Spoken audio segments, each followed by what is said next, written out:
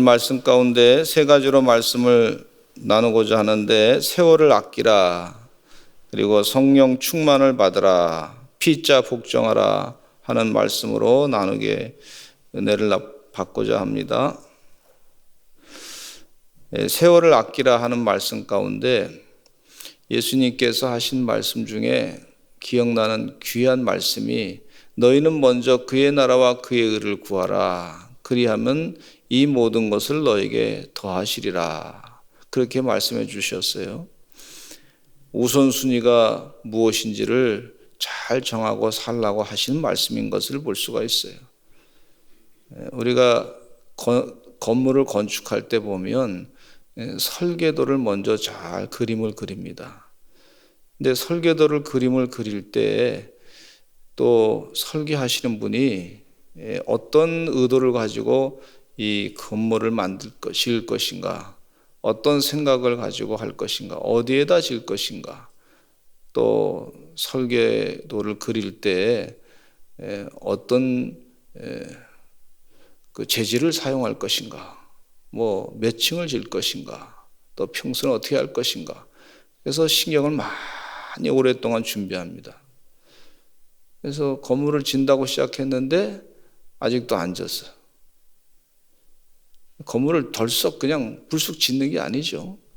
다 기초를 다 닦고, 또 땅을 파기도 하고, 여러 가지 아주 신경을 많이 써서 어디에 뭐가 들어갈 것인가, 어떻게 사용할 것인가, 주차장은 어디에 쓸 것인가, 또 입구는 어디로 할 것인가, 모양은 또 어느 방향을 잡아서 할 것인가, 아주 그 신경을 많이 써서 합니다. 그렇게 하지 않으면 건물을 덜썩 지어놓고 그걸 다시 부셔야 돼요. 얼마나 일을 두 번이나 또 반복해서 할 수밖에 없는 경우가 생기는 걸 볼 수가 있어요. 또 건물을 지면서 허가를 어떻게 받을 것인가, 또 소박법은 어떤 것인가, 건축법은 어떤 것인가, 이런 거 다 생각해서 그렇게 합니다. 우리 달라스에 계신 이성철 목사님이라는 분이 계신데, 이 목사님께서 교회 건축을 하셨어요. 근데 건축하는데 좋은 설계사를 두게 됐어요. 근데 좋은 설계사는 좀 비용이 많이 들어갑니다. 근데 그분이 건축하고 난 다음에 목사님들에게 하시는 말씀이, 목사님들 건축하시려고 그러면 좀 비용이 처음에 좀 들더라도 좋은 설계사를 쓰세요, 그렇게 얘기하시더라고요. 그래서 왜 그러냐 그랬더니, 당시에 이 좋은 설계사들은 당시에 최고의 품질을 싸게, 또 공법을 어떻게 잘 해서 할 것인가, 그것에 대해서 많이 알고 있기 때문에 들어간 비용만큼 오히려 더 효과가 있습니다, 이런 얘기 하시더라고요. 그래서 세월을 아끼라, 빨리 건축을 왜 안 하셨습니까 하고 물었는데, 그걸 좀 더 신경을 써서 하느라고 그랬습니다. 가만히 보니까 늦어진 것 같은데 오히려 지혜롭게 세월을 아껴서 성전을 잘 건축하고 난 다음에 보니까 정말 건물이 아주 그냥 훌륭한, 하나님께 영광 돌리는, 귀하게 쓰여지는 그런 건물이 되고 만 걸 볼 수가 있어요. 땅덩어리가 이렇게 물이 많이 나오는 그런 지역이 있어. 그래서 이 땅이 막 자꾸 움직이는 그런 지역이기 때문에 공법을 바다에 사용하는 공법 가운데 이걸 잘 땅을 기초를 이렇게 단단하게 하기 위해서 그렇게 시간이 걸렸다고 얘기하더라고요. 그냥 져버렸으면 이 건물이 쉽게 무너질 수도 있고 오래 사용하지도 못하고 또 계속해서 보수를 해야 되고 하는 그런 비용이 많이 들어가기 때문에 그렇게 하셨다는 거예요. 우리가 지혜롭게 하나님의 지혜 가운데 하나님의 지혜가 중요하죠. 다니엘에게 하나님께서 그가 기도함으로 말미암아 하나님께서 10배나 많은 지혜를 허락해 주셨던 걸 볼 수가 있어요. 세상 사람들보다 더 많은 지혜, 하나님으로부터 받는 지혜. 그러니까 하나님께서 그에게 느부갓네살 왕이 꿈을 꿨을 때 마치 다니엘이 자기가 꿈꾼 것처럼. 그래서 그 느부갓네살 왕의 꿈을 다 얘기해주고 본인이 다 설명해주고, 이 지혜는요, 사람이 가질 수 있는 지혜를 뛰어넘어서 하나님의 지혜를 하나님께서 주시는 것을 볼 수가 있어요. 엄청난 축복의 지혜입니다. 그러니까 하나님의 지혜로 말미암아 세월을 아끼게 되는 것을 볼 수가 있어요. 노아는 하나님의 명령을 따라서 방주를 짓는 동안에 평생을 이 방주를 지었어요. 세상 사람들이 봤을 때는 참 우습게 생각했어요. 무슨 지금 산에다가 방주를 짓느냐? 지금 세상이 지금 먹고 살기 좋은데 무슨 애들을 고생을 시키면서까지 그렇게 방주를 짓느냐? 그 큰 방주를 짓느라고 쓸데없는 고생을 한다 그러면서 사람들이 많이 비아냥거렸을 거예요. 참 저 사람 세월을 참 어리석하게 그렇게 보내고 있구나, 그렇게 막 비아냥거릴 거예요. 그런데 나중에 하나님의 심판 때가 다가오니까 40일 40일을 말이죠, 밤낮으로 그냥 비가 오는 바람에 과학자의 판단으로는요, 한 2km 정도 되는 이 비가 막 그냥 물이 온 지구를 덮친 거예요. 그러니까 산 사람들도 살아남은 사람이 없지만 노아와 그의 가족들은 다 살아났던 것을 볼 수가 있어요. 이게 하나님의 계획이에요. 그러니까 하나님의 지혜로 생명을 얻었던 걸 볼 수가 있어요. 그러나 다른 사람은 다 죽음을 당하게 됐어요. 그래서 사람의 화석은요, 찾아보면 볼 수가 없어. 다 그냥 썩어서 없어졌어요. 그렇게 하나님의 심판 가운데 있었던 걸 볼 수가 있어요. 우리가 하나님의 지혜가 참 소중합니다. 세상 사람들은 세상의 방법을 가지고, 야, 지금까지 이렇게 살아왔는데 경험 가지고 되겠다 그랬는데 가만히 보니까 그 사람들은 다 그냥 그동안 수고했던 거 다 수포로 돌아가고 말았던 걸 볼 수가 있어요. 하나님의 지혜가 진정한 지혜인 줄로 믿습니다. 다윗은요, 골리앗과 싸울 때 하나님의 능력으로 나가서 싸웁니다. 믿음을 가지고. 하나님의 지혜가 그에게 있었어요. 하나님의 지혜 가운데 하나님이 주신 능력. 골리앗과 싸울 때, 골리앗은 물리친 건 자기가 아니에요. 사실 하나님이에요.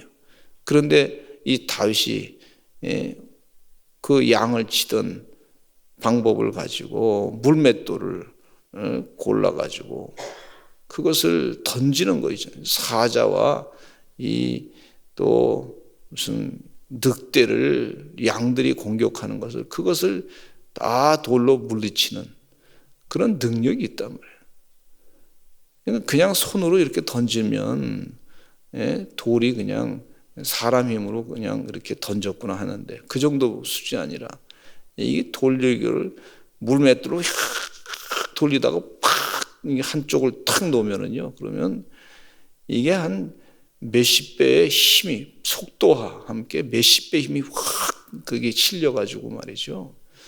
그 사자가 한번 맞으면요, 굉장한 그런 타격을 받는 거예요. 다윗이 그걸 하나님의 은혜 가운데 지혜로 얻었던 것을 볼 수가 있어요. 그걸 가지고 휙 돌리다가 탁 놓으니까 말이죠, 골리앗의 이마에 탁 부딪혀서 골리앗을 하나님의 은혜 가운데 물리치게 됐던 것을 볼 수가 있습니다. 하나님의 지혜, 그것은 세월을 아낄 수밖에 없는 것입니다.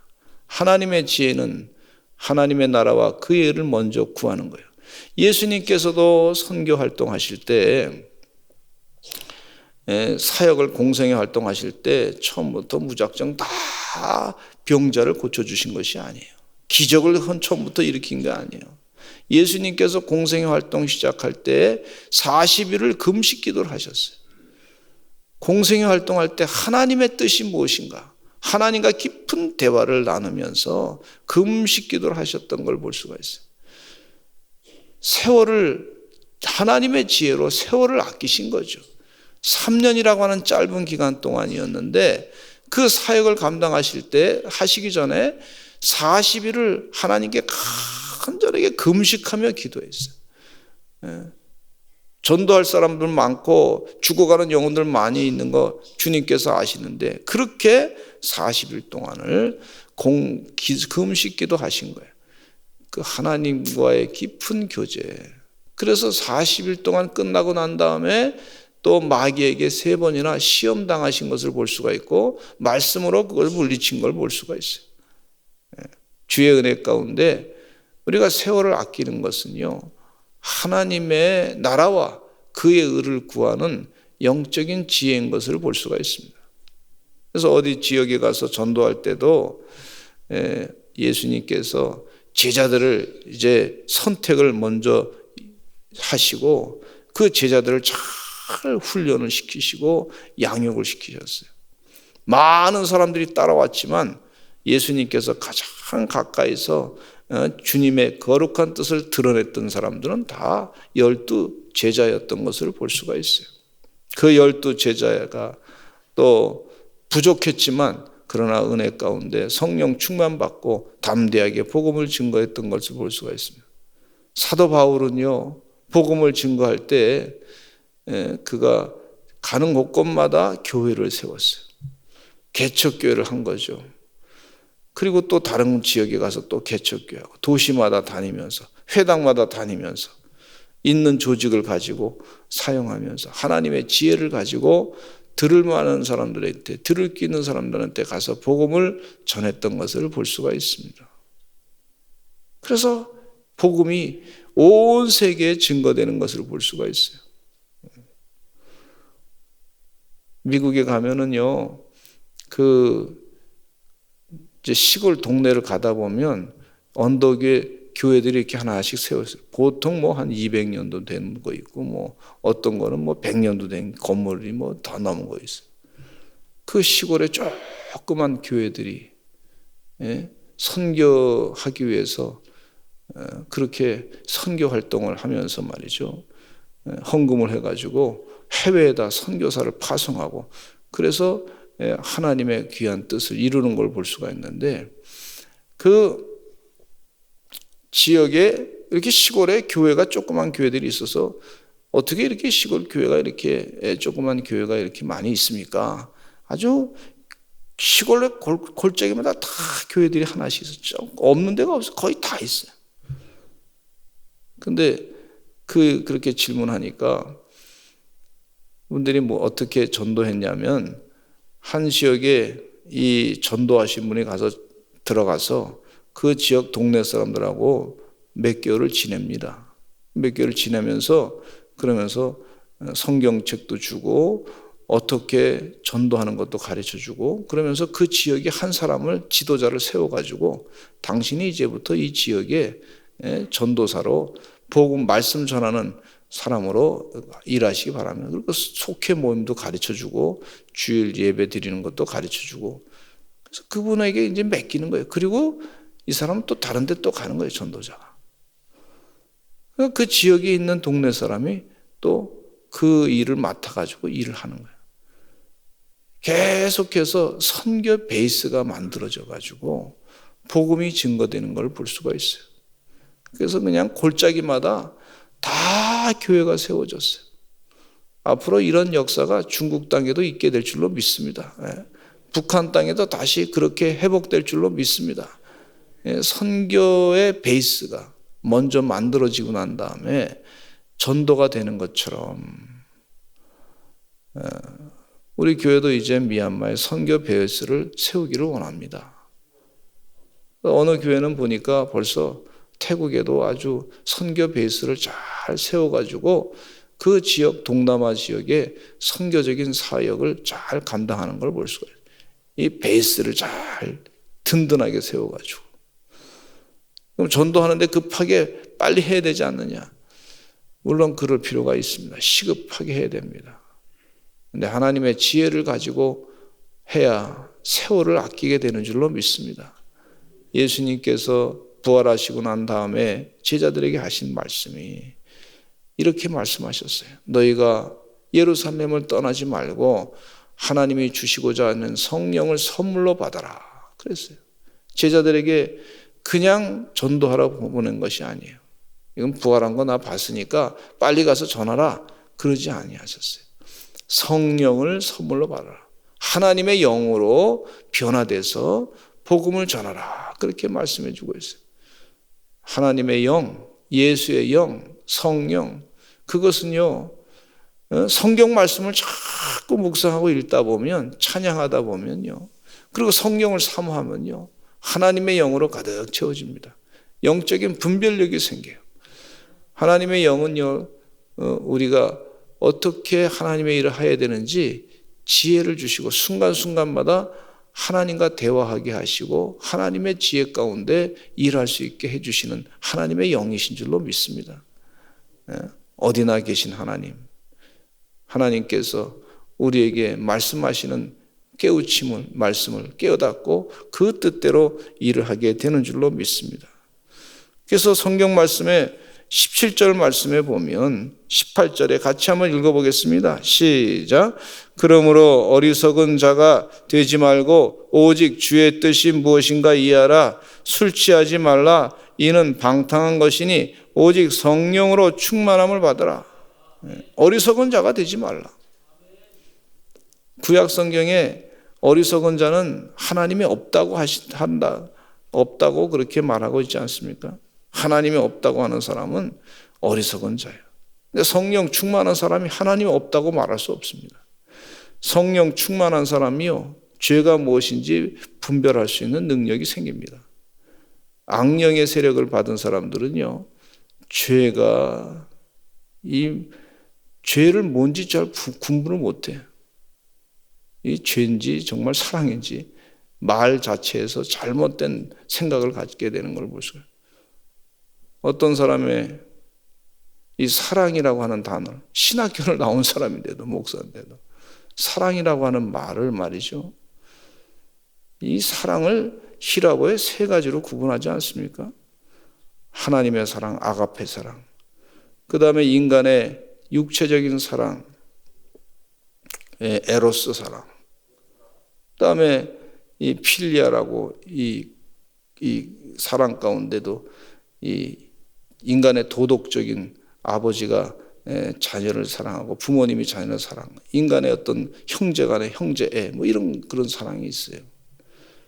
근데 사랑이라고 하는 단어를 똑같이 에로스라고, 하나님의 사랑을 에로스로 착각해가지고 그것을 사랑이라고 하는 단어로 쓰는 걸 볼 수가 있어요. 그건 육체적인 정욕이죠. 그건 죄악된 길로 빠질 수 있는 거란 말이죠. 성령이 충만하면요 분별력이 생기는 줄로 믿습니다. 저 사람이 같은 말을 사용한다 할지라도 그 말에 이 마귀가 말 가지고 속이잖아요. 같은 말이에요. 사랑해야 됩니다. 근데 이 악령의 역사에 사로잡혀 가지고 이 구분을 제대로 못하는 사람은 그 사랑이라고 하는 단어를, 요즘 드라마에 나오는 사랑 얘기, 삼류 소설의 막장 드라마에 나오는 사랑이라고 하는 단어로 그걸 바꿔가지고 말이죠, 그렇게 잘못되게 혼란케 만드는 걸 볼 수가 있어요. 성령이 충만해야 될 줄로 믿습니다. 인권이라고 하는 말도 마찬가지예요. 또 자유민주주의라고 하는 말도 참 이게 마찬가지예요. 말은 좋아요. 평화라고 하는 단어도 참 좋아요. 그런데 그 성령이 충만한 사람은 분별력이 있고, 악령에 사로잡힌 사람은 악령으로 그 단어를 이용해 먹는 걸 볼 수가 있어요. 그러므로 술 취하지 말라. 이는 방탕한 것이니 오직 성령으로 충만을 받으라. 그렇게 말씀해 주고 있어요. 여러분, 하나님의 영으로 충만해서 하나님의 깊은 것까지도, 성령 충만해서 하나님의 깊은 것까지도 통달케 하시는, 알게 하시는 주의 영으로 가득 채워주시는 하나님의 종들이 되시기를 간절히 축원합니다. 사랑이라고 하는 단어가, 어떤 사람은요 세상에 술을 사랑하는 사람이 있어요. 나도 지금 사랑합니다. 주님이 사랑하라 그래서 사랑합니다 그런데 술을 사랑하고, 어떤 사람은 마약을 사랑하고, 어떤 사람은 세상의 가치를 사랑하고, 그건 성경 말씀이 말씀하시는 성령 충만한 사람의 그런 사랑의 가치가 아닙니다. 잘못된 판단을 하지 않기를 바랍니다. 피차 복종하라 그랬어요. 시와 찬송과 신령한 노래들로 서로 화답하라. 찬양으로 영광을 돌리라. 너의 마음으로 주께 노래하며 찬송하라. 찬송의 제사를 드리라. 범사에 감사하는 그런 삶을 살아라. 그렇게 말씀해 주고 있습니다. 서로 하나님을 경외함으로 말미암아 협력하는 그런 은혜의 삶을 살아야 될 줄로 믿습니다. 저는 예수님을 믿으면서 하나님의 일을 하면서 늘 마음 가운데 이런 마음이 하나님이 주시더라고요. 늘 조심해야지, 이런 마음이 있잖아요. 그 마음의 이 부담감, 예수님 믿는 사람이라고 하는 부담감. 내가 그리스도를 믿는 사람인데, 하나님 믿는 사람인데 혹시 실수하면 어떨까? 그렇게 안 되기를 바라는 그런 마음의 부담감이 이렇게 하나님이 주시더라고요. 그래서 너무 마음에 무거운 것 같아서 하나님께 기도하면서 그랬더니 자기 십자가라는 거예요. 자기 십자가. 자기를 부인하고 자기 십자가를 지고 나를 따르라. 부담감이 있잖아요. 말도 함부로 할 수도 없고, 또 함부로 행동해서 다른 사람과 같이 똑같이 싸움을 막질할 수도 없고, 또 함부로 생각해서 마구 다른 사람을 마구 함부로 막 그냥 욕을 할 수도 없고, 뭐 그렇잖아요. 그 마음에 부담감이 있어요. 왜 그러냐면 하나님께 영광 돌리는 거를 영광 돌리지 못할까 봐. 그런 부담감이 있어요. 그래서 좀 손해보는 듯한 느낌이 있을 때가 있어요. 예수 믿는 사람들이. 근데 그 하나님이 이 자기 십자가를 지고 나를 따르라고 하는 말씀이에요. 그런데 한쪽에서 한 사람이 잘못하면요, 예수 믿는 사람들이 한쪽에서 전체 교회가 욕먹는단 말이죠. 지도자가 한 사람이 잘못하면 전체 교회가 다 흔들리는 걸 볼 수가 있어요. 그냥 세상 사람들은 다 교회라고 똑같이 보니까, 이단이라 할지라도 뭐 이단도 그냥 교회다고 막 그냥 언론에서 뭐 얘기하니까 똑같이 보니까, 그래서 참 그런 부담감이 모든 성도들에게 하나님이 주시는 것을 볼 수가 있습니다. 그러니까 성령이 주시는 메시지다 생각하고 그런 부담감으로 삼가 주의하며 사시는 것이 은혜인 줄로 믿습니다. 아, 성령님이 지금 함께 하시는구나. 그러니까 부담감을 가지면 스스로 낮추어서 살아가는, 피차 그리스도를 경외함으로 피차 복종하는 그런 영적인 삶을 사시는 하나님의 귀한 종들이 되시기를 간절히 축원합니다. 우리 다 같이 통성으로 기도하겠습니다. 하나님, 세월을 아껴서 지혜 있는 자같이 주의 복음을 잘 전하게 하여 주시옵소서. 하나님, 저희는 참 지혜가 부족합니다. 하나님, 지혜를 주시옵소서. 하나님의 지혜, 하나님의 나라와 그의 의를 먼저 구하고 그의 하나님께서 더해 주시는 은혜 가운데 살게 해 주시옵소서. 지혜 있는 자로 살아가게 하여 주시옵소서. 우리 다 같이 주여 삼청하시고 기도하실 때, 또 우리 배진교 선교사님을 위해서 기도하시고, 어려운 쿠데타 사태로 어려움 당하고 있는 이 동남아 지역 정치 상황 하나님 은혜 가운데 다 편안하게 바꿔주시고 선교할 수 있도록 도와주시옵소서. 우리 다 같이 주여 삼청하시고 통성으로 기도하겠습니다. 주여